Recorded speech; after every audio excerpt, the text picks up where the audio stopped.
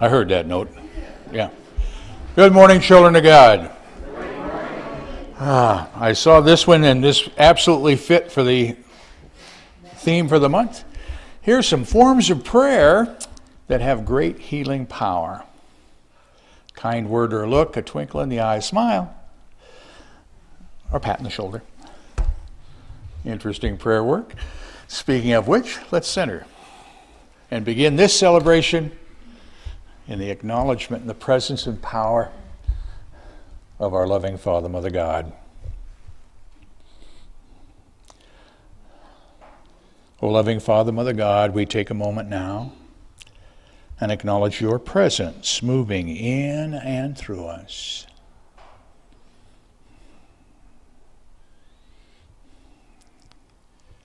This day we choose to be open and receptive and responsive to your instruction and to your guidance.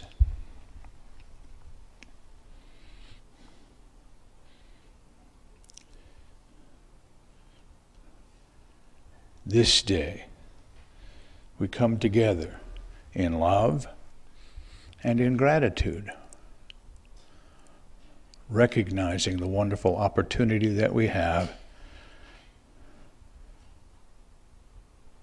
to laugh, to sing, to worship, and to pray in the name, in the nature, and in the power of the Christ. Amen.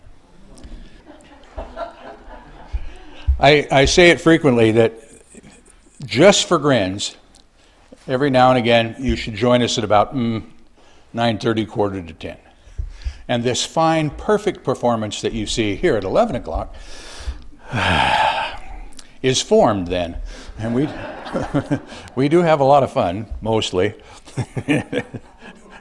Again, the key word is mostly.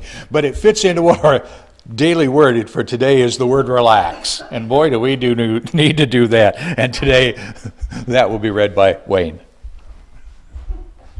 Today's daily word is relax. February 12th, 2017. I am peaceful, relaxed, and renewed in the love of God. Those words from I Am There by Unity poet James Dillett Freeman reassure me. Do you need me? I am there. Keeping these words close to heart fills me with peace, no matter what is going on in my life. When I feel stress, I take a few moments to rest in the silence of prayer. I begin by letting go of thoughts and focusing on the comforting idea, do you need me? I am there. I relax the muscles in my face and neck.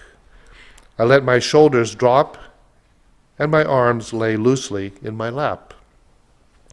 Letting my chair support me, I relax and simply be. I breathe in love, divine and unconditional. I exhale peace, calming and harmonious. Bringing my thoughts back from this brief meditation, I feel refreshed, ready to return to my day with positive, peaceful attitude. The thought from the scripture, Psalms 23:4, is, even though I walk through the darkest valley, I fear no evil, for you are with me. I like that. See, but the camera can't show it. You get to see it. Steve going, oh yeah, that worked. Or something. He hides back over there. I'm telling you, you need to come early. One of these days, we'll just leave the live streaming on from about 9 o'clock, and no matter where you are, you can watch and giggle and vent, and he's relaxing, right? Here's the truth. The more often, with love and with joy, we express who we are, the more that shows up in our world. Let's take our affirmation together. I am a child of the living God. I have within me the all-creating power of the Christ. It radiates from me and blesses all whom I contact. I am now in the presence of pure being and immersed in the Holy Spirit of life, love, and wisdom. I am now in the presence. Let us rest in that as we join with Steve. I believe in you.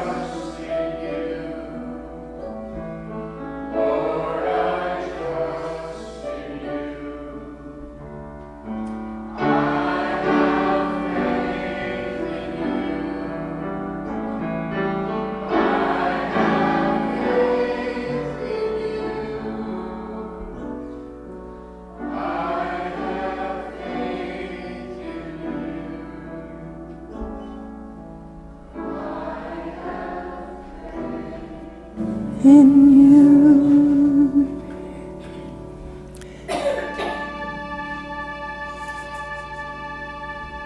And so take a moment just to relax and let the bench support you. Take a nice, long, slow, deep breath. And for a moment, just sustain your breath. And breathe out a little more slowly than you breathe in.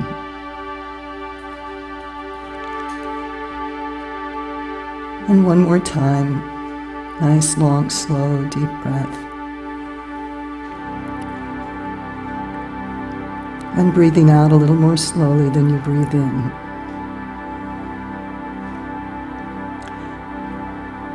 So that you move from this beta vibration of brain into a little more quiet, peaceful alpha, theta level of brain.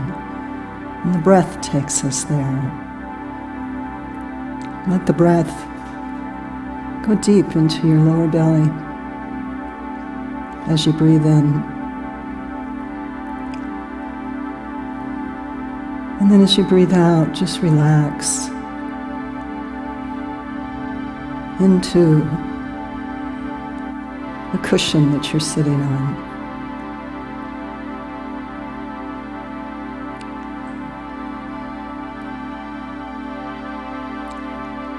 I trust in you. I believe in you. I am that which you are. I am the breath that I breathe in.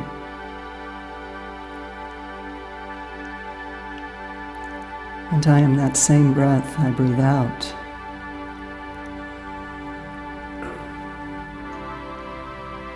And every time I drop into this place of meditation,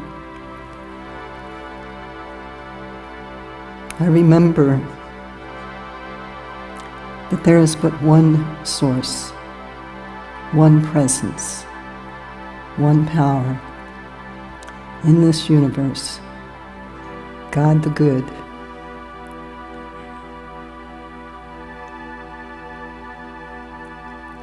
And I breathe in knowing I am the breath I breathe in. I am that which I breathe in that gives life to all things. And I breathe out the peace and serenity that the breath brings within my physical being. And I am so happy to be an expression of that light and that love here and now, in this moment, with my family, with those that I work with. And when I contemplate the world, I breathe. knowing that we're all breathing the same breath, that we are one in this magnetic spirit expressing here and now as a divine action of love through every cell of our being. And so as I meditate, I breathe and I feel this experience of love infusing every cell of my body, every cell of my being. And as I breathe, my brain is infused with love, awakening within it the ability to allow the deepest of connections to that which I am as one God, one self, unique in my expression here.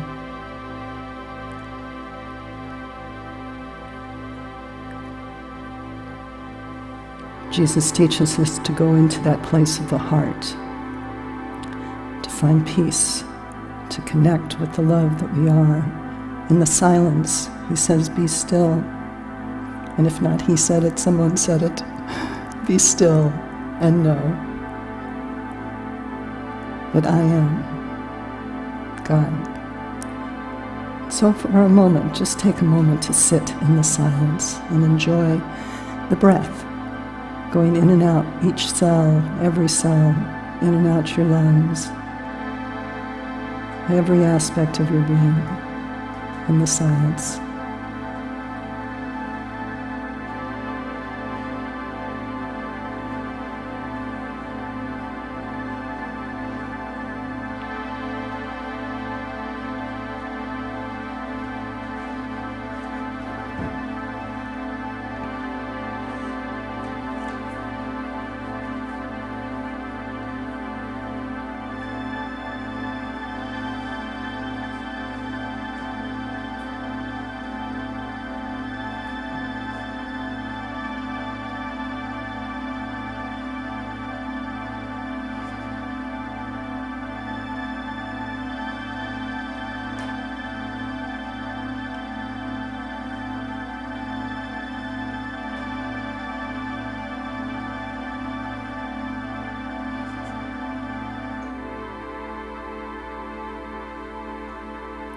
And again, feel the breath. Nice, long, slow, deep breath, relaxing as you breathe out, knowing the truth. I am one with the Spirit of God in all things. And I am good, and I am loved.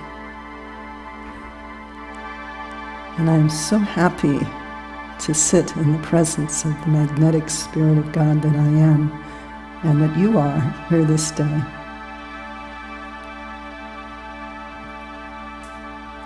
So very slowly, imagine yourself as you come back, radiating this beautiful, loving, peaceful energy as you interact with people throughout your day, here this day, and return to this present moment, here and now. Feeling happy faces on your cheeks, happy faces on your foreheads, in every cell of your being, as you sing our Lord's Prayer here at this moment.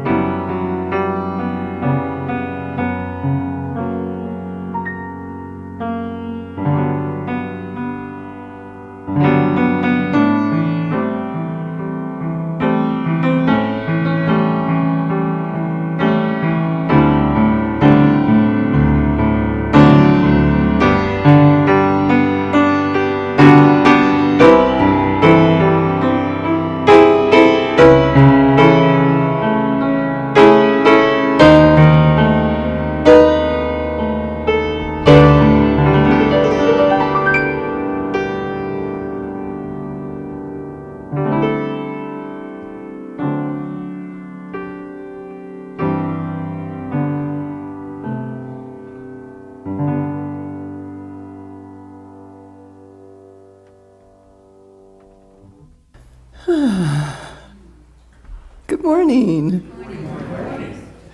I remember, I'll just never forget it, the first time I ever came to a Unity church. It was Seattle, 1982, long time ago. One of those rare sunshiny days that happened in Seattle. It was as if the clouds parted and the light shone down because this woman showed up in church for the first time since Catholic grammar school. And look at her now, folks. I had just moved some 800 miles north from San Francisco Bay Area, started a brand new job, was, in this whole lot of stress around the relationship and all these other things that go on in our lives and things. And there was this woman who was sitting out front of the office that I had at the bank where I was working at the time. And she was reading these A Course in Miracle cards. You familiar with A Course in Miracles here, yes? And the Daily Word magazine. And you know how it is when these moments happen in your life and you have this opportunity to choose to go this way or go this way? I call them crossroads moments. Well, this was one of those moments where I listened to that little voice inside that said, ask her about those two things. And she was the one that introduced me. She said, come to Unity. I remembered her name last night. I need to go look her up on the internet to see if she's still doing her Liza Minnelli lookalike act. She's a lookalike. Her name is Barbara McNeil. She was the one that got me started at Unity. It was really wonderful. I sat like the third row back in the first time I was there. This side of the church, I remember, and there was a woman I think it was a woman, who stood center stage. She's the soloist, and she brought the service to life at the very beginning by singing Surely the Presence. And I thought, this is my show. I want to have a revisit of that moment. So I've asked Steve to play it, and we have some of the lyrics that I sung back then up on the screen. So just kind of join in and just give me this moment, all right?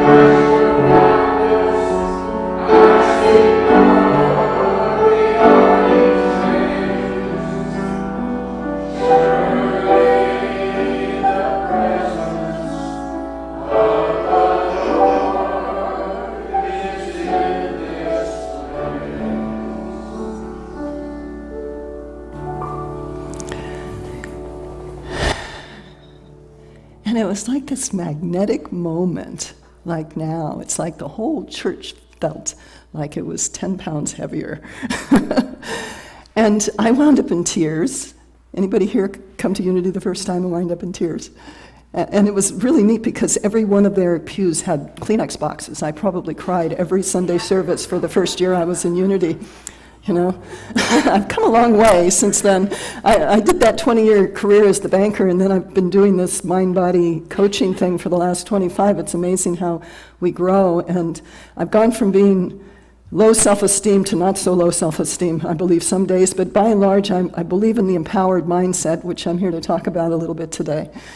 And I really appreciate that this opportunity came because I really love how Rob has this way of talking about Unity principles and how you live them in your life. And I sit out there with you sometimes and I think, one of the things I learned in Unity is that we are spiritual beings having a human experience. And sometimes, I don't know if anybody's like me, sometimes it's really hard to practice these principles. I just want to punch somebody sometimes. Do you ever just want to do that? Because they're not doing what I want them to do, right? Or they're not taking the direction I want them to go. Well, it just goes that way sometimes. Anyway, I was thinking, we're a spiritual being in a human experience, and in my work, I've learned that this mind-body system is how I express. This is my communication device. And so if I'm having a challenge, with these principles, and, we use in Unity, one of the major principles is the idea of prayer and meditation, which is essential to creating awareness and beginning to lay the foundation in a very neurological way to be able to breathe deeply and be present with ourselves and our own thoughts and feelings, which helps us be present with other people's thoughts and feelings. If we can do that for us, we can do it for anyone. And then we add on this mind-body piece that I do that has to do with how do you tune up your brain, because sometimes there are some reflexes that, all of a sudden the brain makes me react to somebody, and I'm not practicing one of those other principles. So I'm going to hit 3 other principles in addition to prayer and meditation today. The first one has to do with God is everywhere present. Yes, God is good. God is our source. Visible, invisible, God is all there is. Yes? And it answers the question to the title of the talk. Does God have a brain? Okay? And see, I'm a logical person. I was a banker for a long time. And I thought, well, if God is in every cell of my body, and this is my communication device, then doesn't God have a brain? Has my brain, has your brain, and yours, has the animal brains, has bird brains, has fish brains. Isn't God in everything? So there you go. God has many brains. God, I really believe that we are a very, very deep reflection of the deep mind of God. And that's truly who we are. And then you go to principle number 2, which is, everything is good. God is good. That means everything is good. The person that doesn't do what you want them to do, the people who are in office that you don't want to have be in office, that they have this presence of goodness in them. And then my question goes to Rob, so why is it that my brain gives me a different reflection than that truth? And then we have these long dialogues sometimes, which are fun. I wrote a book about that. That's what it takes to figure things out sometimes. Sometimes you just need to figure it out for yourself. And so I wrote a book. It's called Design and Live the Life You Love, and I accentuate the word you because the book invites you on this journey to learn about whose life are you living. Is it one that you've adopted from someone else, or is it one that's truly your own? And it uses, I wrote poetry. I've awakened poetry in me since I saw you guys the last time at the board thing, and it has memoir and lessons learned. It has the brain balancing stuff in it. It has a lot of what I'm going to talk about here, as well as a lot of what I'm going to do over here this afternoon.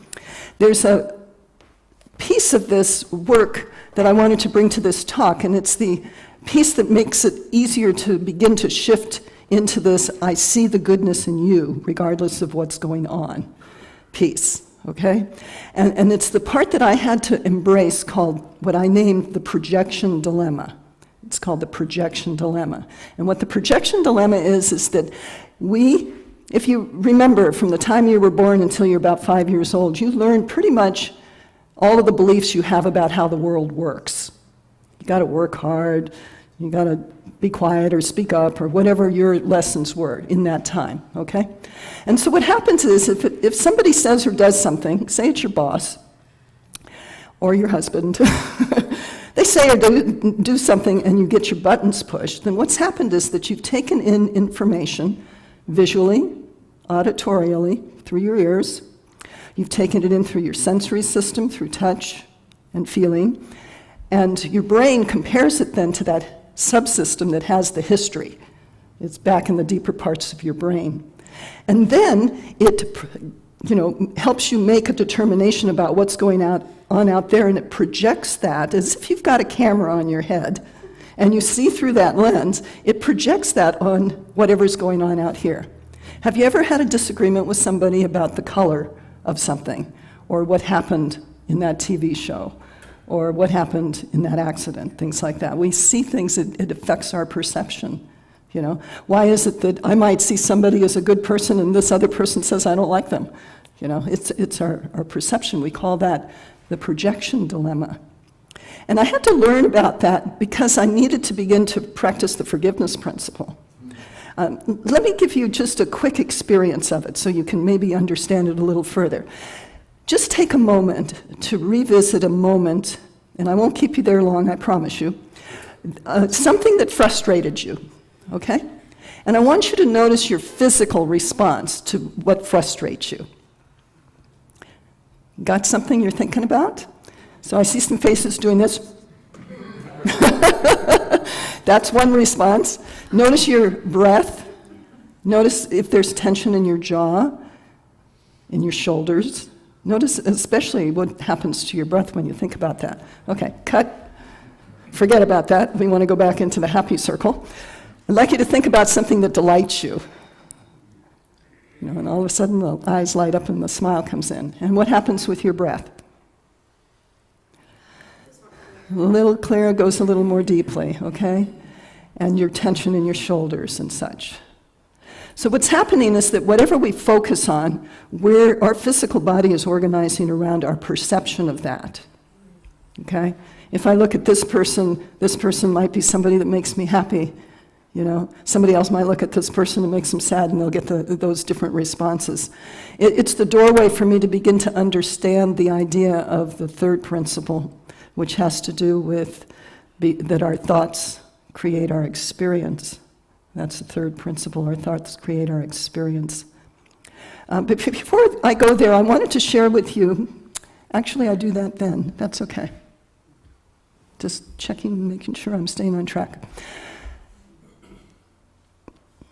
A little more, just to contrast. So when I'm in what I call the adopted life or the projection dilemma, that's when I'm not functioning at my full potential. I'm judging myself. There's chaos in my life, and I'm not the center of it. There's, I'm seeing not the goodness in the others.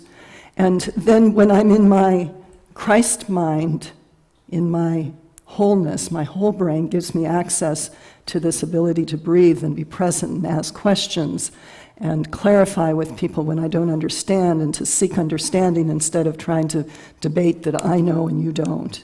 You know, I love the Course in Miracles piece that says, do you want to be right or do you want to be happy?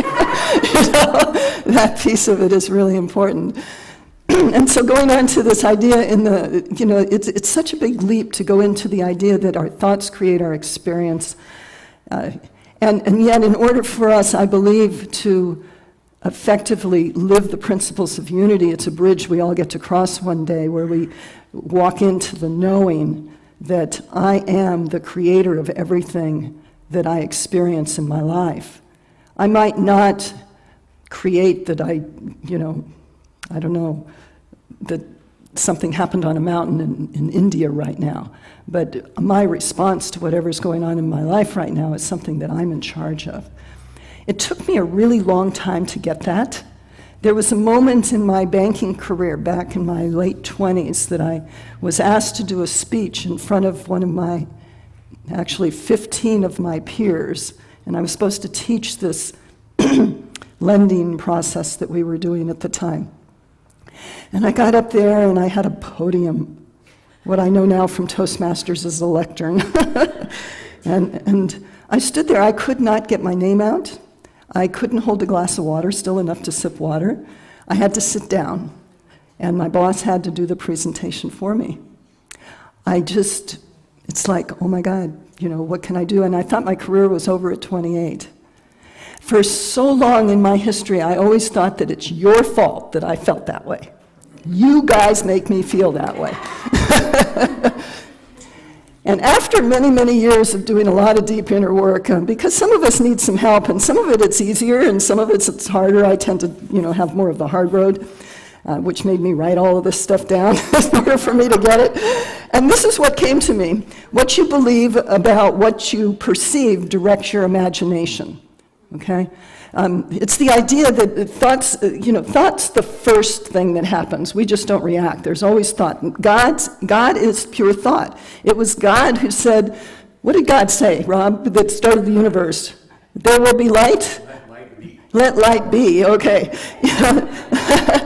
And so it started with that thought, I want this, and the command for it to happen, okay?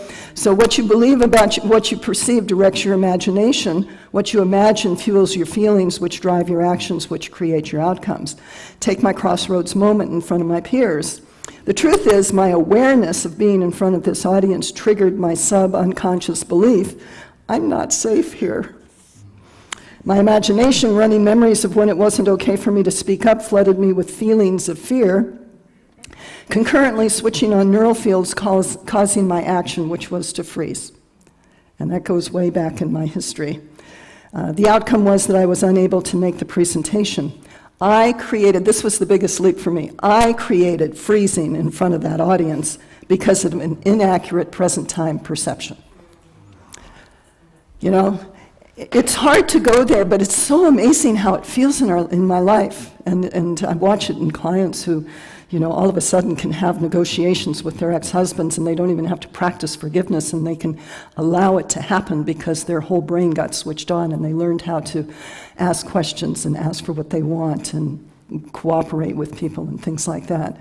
I wanted you to know about this afternoon play shop that we're going to do, that the afternoon play shop is designed for anyone of any age. I learned in my work that you can open and grow a neural pathway for as long as you're on this planet.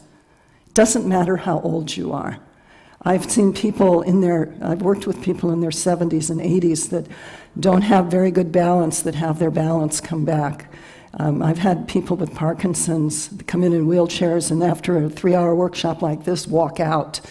You know, so it's just amazing what can happen with it. If you've been seeing Rob do this and you say, I can't do that, I'm going to fall over, you know that there's a lot of fun things you can do, and most of it you can do sitting down or laying down and stuff like that.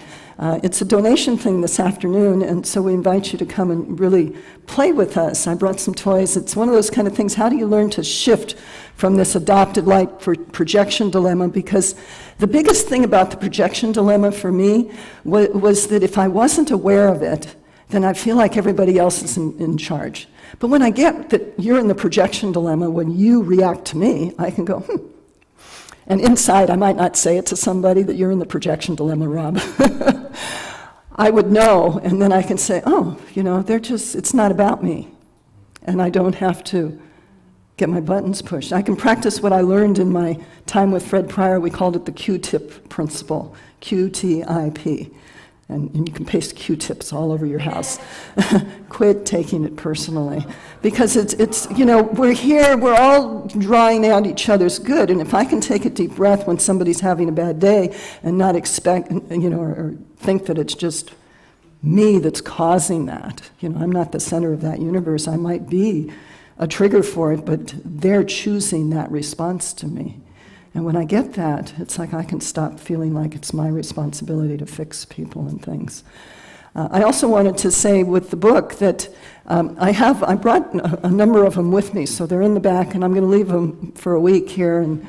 And so if you want to get one, they're $16.95. I'm going to let the church have 40% of it, so please take an opportunity to pick it up, and you can read about what we're talking about here and what we're going to learn about there, and you get to support your church as we do that. You know, we have principles here at Unity, and the principles have to do with this idea of experiencing that God is all things. God is in every cell of my body. This is my communication device. How can, you know, and I used to listen to the piece that Yeshua, I like to call him Yeshua, because it feels more heart-centered for me. That was his Aramaic name, Jesus. His name is Yeshua.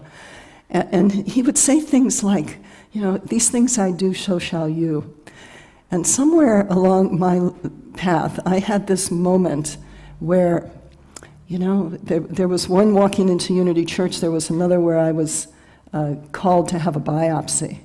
And it was one of those critical moments where you say, okay, God, I'll do anything. I'll go to a revival tent, which I did.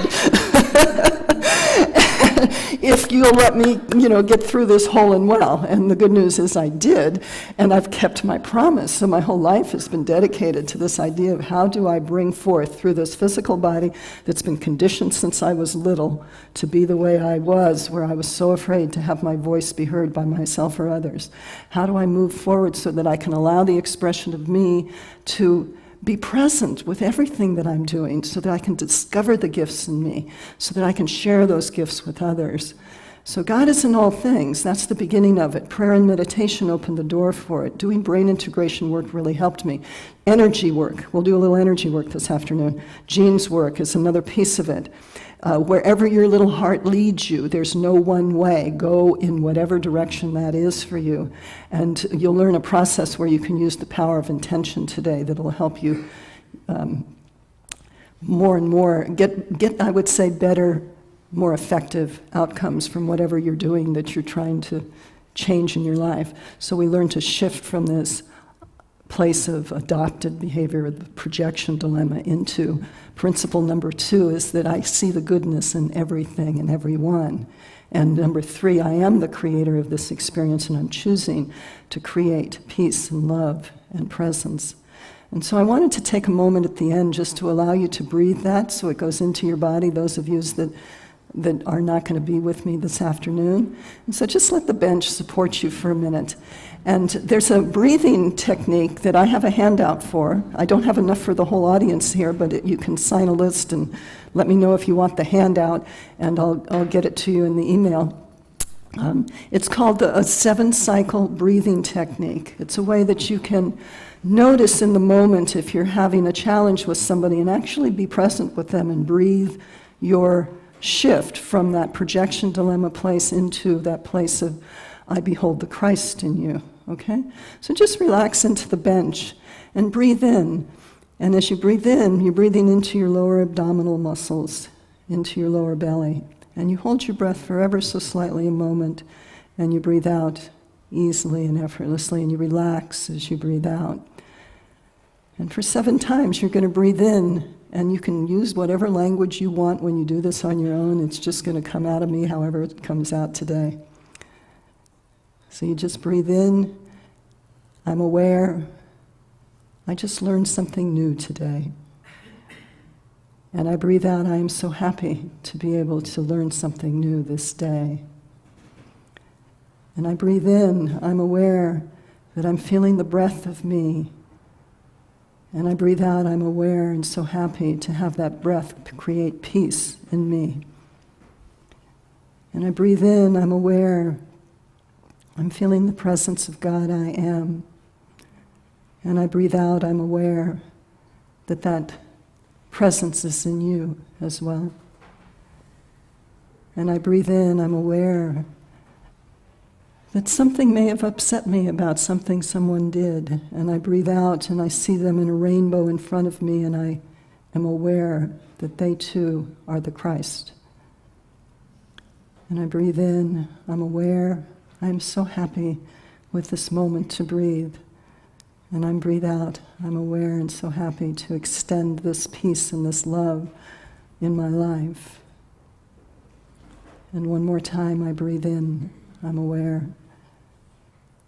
I love myself and the self that I am and that's in all things. And I breathe out, I extend that love in every area of my life. And it's amazing how we can forget whether we're on number 5 or 6 or 7 by the time you get down to the end of it. And you just enjoy that breath. And then when you're ready, bring yourself to present time moment here. And remember to ask yourself periodically, does God have a brain?